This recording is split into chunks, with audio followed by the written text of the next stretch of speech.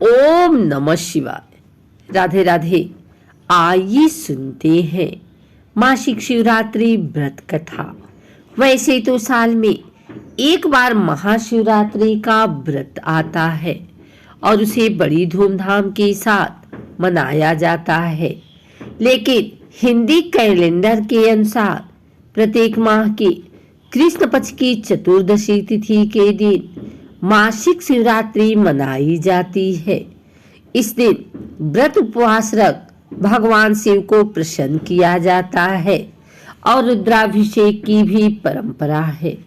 जिस तरह सोमवार के दिन भोलेनाथ का विधि विधान से पूजा होती है, बिल्कुल उसी प्रकार मासिक शिवरात्रि का भी महत्व है। आइए सुनते हैं मासिक शिवरात्रि व्रत कथा। शिव पुराण के अनुसार प्राचीन काल में चित्रभानु नामक एक शिकारी था। जानवरों की हत्या करके वह अपने परिवार को पालता था। वह एक साहूकार का कर्जदार था, लेकिन उसका ऋण समय पर न चुका सका। क्रोधित साहूकार ने शिकारी को सिमट में बंदी बना लिया। संयोग से उस दिन शिवरात्रि थी।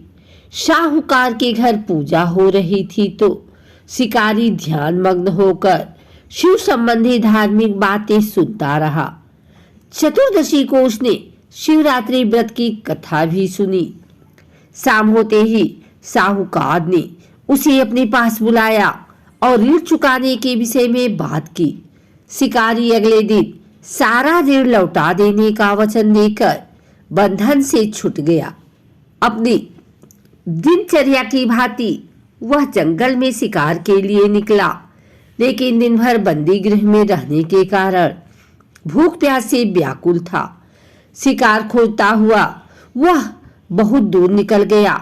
जब अंधेरा गया तो उसने विचार किया कि रात जंगल में ही बितानी पड़ेगी। वह वन में एक तालाब के किनारे एक बेल के पेड़ पर चढ़कर रात बीतने का इंतजार करने लगा। बेल वृक्ष के नीचे शिवलिंग था। शिकारी को उसका पता न चला। पड़ाव बनाते समय उसने जो टहनियां तोड़ी वे संयोग से शिवलिंग पर गिरती चली गई। इस प्रकार दिन भर भूखे प्यासे शिकारी का व्रत भी हो गया और शिवलिंग पर बेलपत्र भी चढ़ गए। एक पहर रात्रि बीत जाने पर एक गर्भिणी हिरनी तालाब पर पानी पीने पहुंची। शिकारी ने धनुष पर तीर चढ़ाकर जे ही प्रत्यंचा खींची। हिरनी बोली, मैं गर्भिणी हूँ और शीघ्र ही प्रसव करूंगी। तुम एक साथ दो जीवों की हत्या करोगे, जो ठीक नहीं है। मैं बच्चे को जन्म देकर शीघ्र ही तुम्हारे समक्ष प्रस्तुत हो जाऊंगी, तब मार लेना। शिकारी ने प्रत्यंचा ढीली कर दी और हिरनी जंगल से झाड़ियों में लुप्त हो गई। प्रत्यंचा चढ़ाने तथा ढीली करने समय कुछ बेलपत्र अनायास ही टूटकर शिवलिंग पर गिर गए। इस प्रकार उसने अनजाने में ही प्रथम पहर का पूजन भी संपन्न कर लिया। कुछ ही देर बाद एक और हिरनी उधर से निकली। शिकारी की प्रसन्नता का ठिकाना न रहा। समीप आने पर उसने धनुष पर बाण चढ़ाया। तब उसे देख हिरनी ने विनम्रता पूर्वक निवेदन किया, शिकारी, मैं थोड़ी देर पहले ऋतु से निवृत्त हुई हूँ। कामातुर विरही हूँ, अपने प्रिय की खोज में भटक रही हूँ। मैं ही अपने पति से मिलकर शीघ्र ही तुम्हारे पास आ जाऊंगी। शिकारी ने उसे भी जाने दिया। 2 बार शिकार को खोकर उसका माथा थनका। वह चिंता में पड़ा। रात्रि का आखिरी पहर बीत रहा था। इस बार भी धनुष से लगकर कुछ बेलपत्र शिवलिंग पर जा गिरे तथा दूसरे पहर की पूजन संपन्न हो गई। तभी एक अन्य हिरनी अपने बच्चों के साथ उधर से निकली। शिकारी के लिए यह स्वर्णिम अवसर था। उसने धनुष पर तीर चढ़ाने में देर नहीं लगाई। वह तीर छोड़ने ही वाला था कि हिरनी बोली, हे शिकारी, मैं इन बच्चों को इनके पिता के हवाले करके लौट आऊंगी। इस समय मुझे मत मारो। शिकारी हंसा और बोला, सामने आए शिकार को छोड़ दूं? मैं ऐसा मूर्ख नहीं हूँ। इससे पहले मैं 2 बार अपना शिकार खो चुका हूँ। मेरे बच्चे भूख प्यास से व्यग्र हो रहे होंगे। उत्तर में हिरनी ने फिर कहा, जैसे तुम्हें अपने बच्चों की ममता सता रही है, ठीक वैसे ही मुझे भी। शिकारी, मेरा विश्वास करो, मैं इन्हें इनके पिता के पास छोड़कर तुरंत लौटने की प्रतिज्ञा करती हूँ। हिरनी का दीन स्वर सुनकर शिकारी को उस पर दया आ गई। उसने उस मृगी को भी जाने दिया। शिकार के अभाव में तथा भूख प्यास से व्याकुल शिकारी अनजाने में ही बेल वृक्ष का बैठा हुआ बेलपत्र तोड़कर नीचे फेंकता रहा। पांव फटने को हुई तो एक हिष्ट पुष्ट मृग उसी रास्ते पर आया। शिकारी ने सोच लिया कि इसका शिकार वह अवश्य करेगा। शिकारी की तनी प्रत्यंचा देख मृग विनीत स्वर में बोला, हे शिकारी जी, यदि तुमने मुझसे पूर्व आने वाले 3 मृगियों तथा छोटे छोटे बच्चों को मार डाला है तो मुझे भी मारने में विलंब न करो, ताकि मुझे उनके वियोग में एक क्षण भी दुख न सहना पड़े। मैं उन हिरनियों का पति हूँ। यदि तुमने उन्हें जीवन दान दिया है तो मुझे भी खुद क्षण का जीवन देने की कृपा करो। मैं उनसे मिलकर तुम्हारे समक्ष उपस्थित हो जाऊंगा।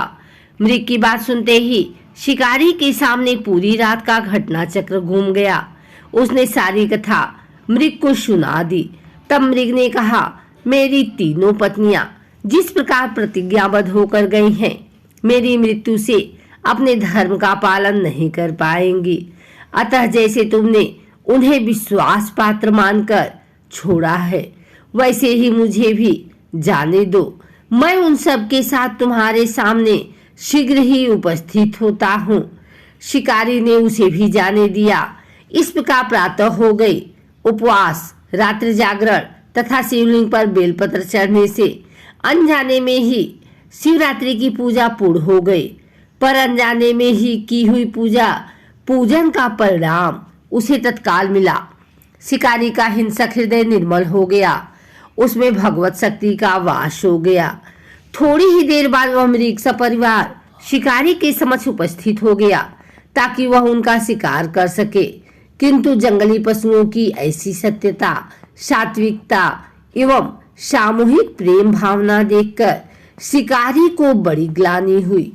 उसने मृग परिवार को जीवन दान दे दिया।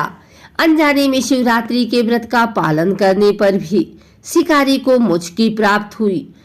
जब मृत्यु काल में यमदूत उसके जीव को लेने आए तो शिवगणों ने उन्हें वापस भेज दिया तथा शिकारी को शिवलोक ले गए। शिव जी की कृपा से ही वह अपने इस जन्म में राजा चित्रभानु अपने पिछले जन्म को याद रख पाए तथा महाशिवरात्रि के महत्व को जानकर उसके अगले जन्म में भी पालन कर पाए। अगर आपको हमारी वीडियो अच्छी लगी हो तो इसे लाइक करें, कमेंट करें, शेयर करें। हमारे चैनल को सब्सक्राइब करके बेल नोटिफिकेशन ऑल पर सेट कर लें ताकि आगे आने वाली वीडियो सबसे पहले आप तक पहुंच सके। धन्यवाद।